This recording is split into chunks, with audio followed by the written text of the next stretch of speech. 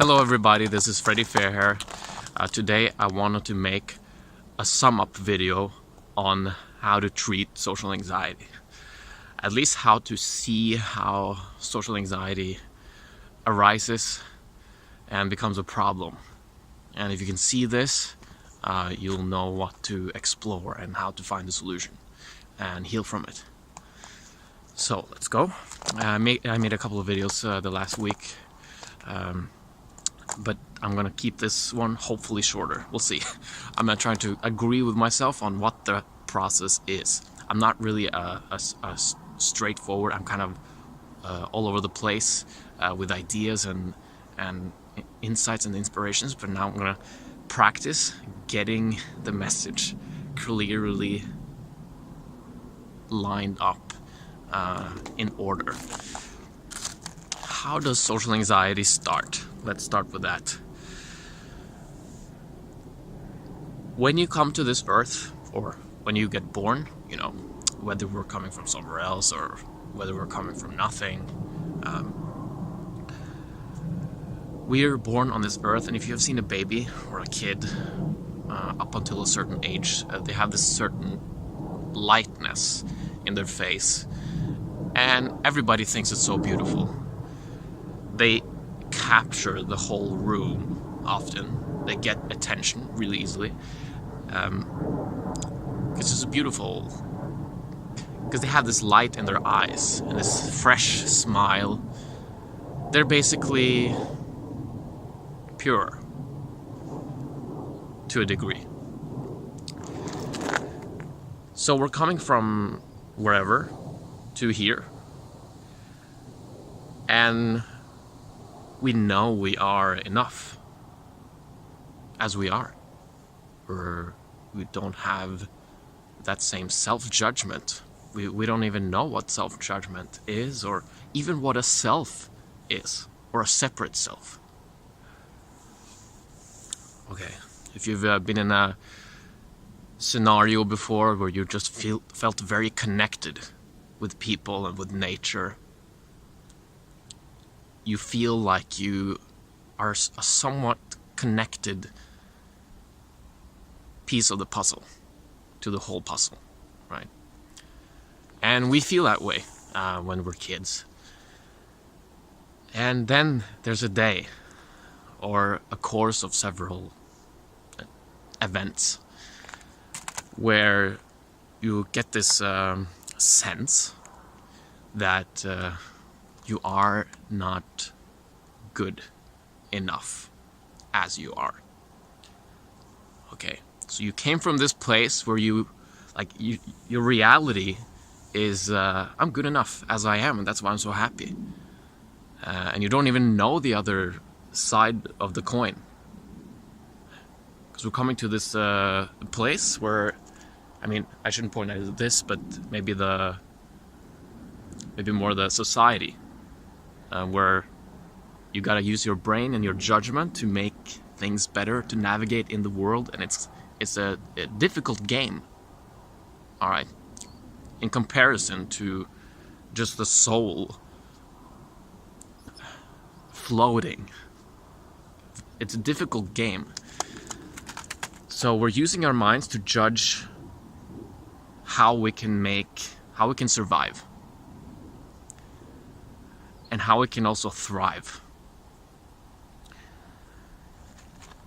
And you meet people early in your life, and through your parents, because your parents will have these tendencies to judge, of course, because they've been in this place for a long time.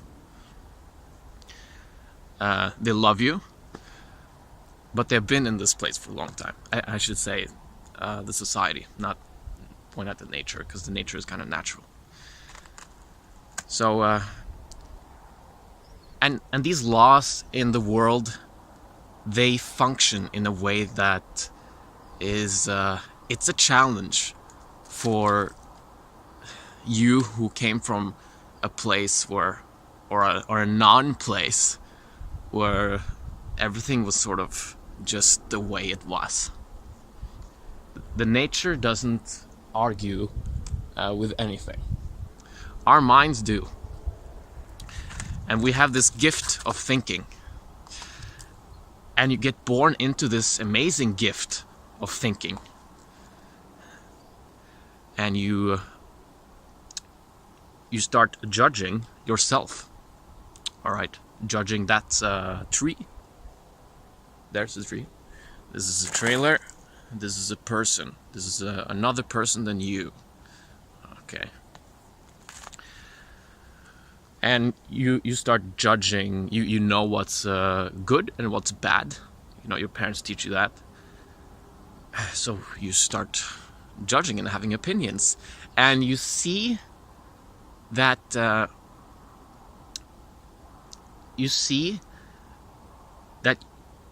you get confronted with a notion that says,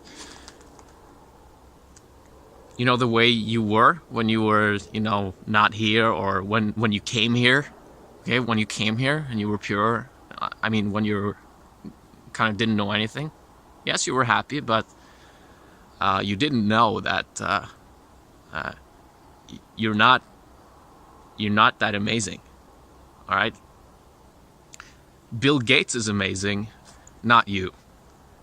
Nelson Mandela was amazing, and you're kind of not there. So, and there are so many ways you can face this notion here. Get faced with the notion, I should say. And it can happen through millions and billions types of different traumas and situations.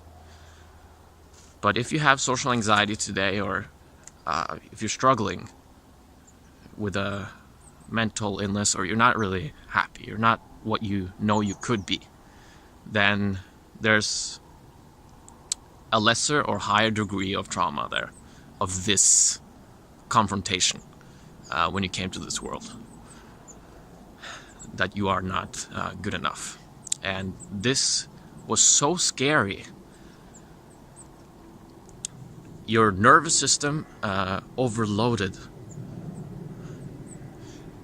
and you created an emotional attachment to this new self-defensive mechanism, that this is never going to happen to you again. You're never going to feel that way again. You're not going to be hurt like that again.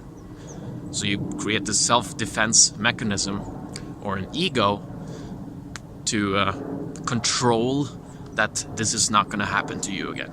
And this is how we live in this world. And we use our minds to control, to find out how we can control. I'm freezing. That's why I'm speaking so shakingly. So this was so hard for us to deal with, because we came from, and whether or not we lived before, or whether or not we were somewhere else, we were pure when we were really young, when we came here, when we were fresh. We were enough. And it was not even interesting whether we were enough. But one day we felt that we were not enough. And that is so traumatizing, and that's crazy. That's a crazy belief to have.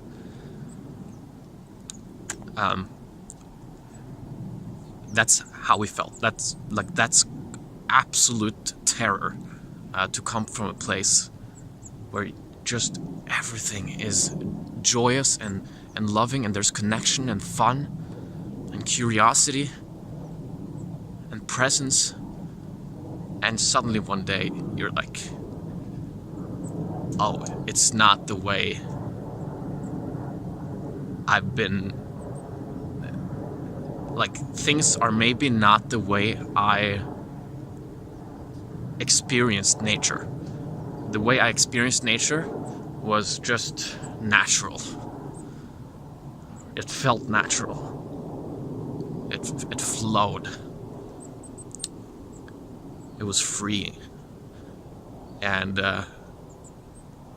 now I guess reality is not like that. And this is scary. And it can overload the system. And if you don't have the guidance, or if you don't have the words to express how you feel about that and go through it, and maybe in some cases, in some environments, there might be people who don't see that in you, that you're going through something, and it's hard for you to explain it in words. I'm shaking because this is so cold now. And you can't go through the feeling and the process that this is a mistaken belief, and maybe there's just not, maybe everyone around you or most people see the world the same way, so there's no way to, you're alone about it, and you just accept it. Okay, everyone else is judging and criticizing and also telling me that I'm not enough, or they act that way, so I must be. And so, yeah, that is I think the beginning of social anxiety, and there's a lot of emotions connected to this belief. So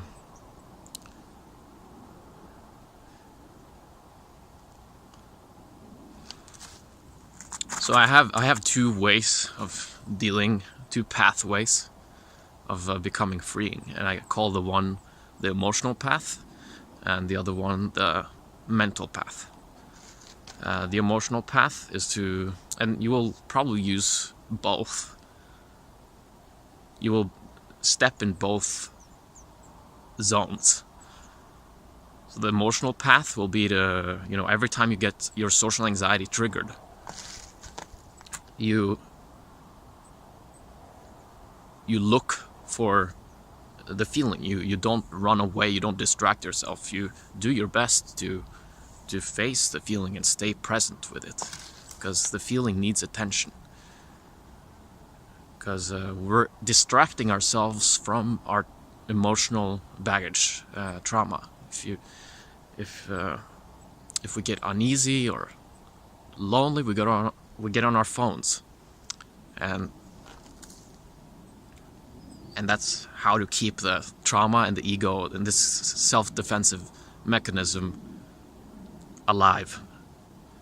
It feeds off this, and it's also looking for opportunities to realize that you're not good enough in situations and people that you're attracting, relationships, because it's in the subconscious mind. Okay, it doesn't make sense here, but it's in the subconscious. Okay, so every time you're getting triggered, the emotion comes up to the consciousness to get healed and be in motion. So we should be grateful when the emotion comes and not stuff it down as something bad, because we think that, because we use the situation that triggered the feeling and we blame the situation, we rationalize that person is so bad for me, and that's such a horrible political opinion to have, and I'm offended in that person's presence. Okay, this person or this source might probably have issues themselves, but your problem with it, your emotionalism behind the problem, the resistance, comes from your trauma. And I'm not a psychologist, but this is what I believe. So it's so cold here, but I think I'm getting through the process better than I have in the past. This is a long video. That's the pattern that I see. So every time you get triggered with social anxiety, like the situation you interpret the situation in a way to fulfill the belief that you are not enough, or you get reminded in some way that you're not enough and you get hurt. Does that make sense? Let me know in the comments below if you have any questions. I soon can't talk anymore. So, hope you got something out of this video. I gotta see if I got something more. If you can see this process, it's gonna make it easier for you to navigate out of social anxiety. Just see that every time your social anxiety comes up, there's a source, okay? And it's not gonna seem like this. You're not gonna instantly see the trauma, the situation that happens to you necessarily, that happened to you in childhood necessarily. But the belief you're not good enough, and those beliefs that I'm not important, I'm not equal to others, and there are many ways you can formulate these beliefs actually in different sentences, but it's sort of similar. It's in the core that something is wrong with you. Something is wrong. And this is a wrong belief. It's a crazy belief. And that's why a lot of us are crazy, okay, in the society. However, we're in a process of integration, of integrating our souls that fell into this reality of nature and freedom and purity, and we're stepping into a vehicle where we have a mind, and we are powerful as human species. We have evolutionized and the gift of thinking, and we also have to deal with not overthinking ourselves and judging ourselves. So this is a process of integration. Hope this video helped. I need to go. Peace out.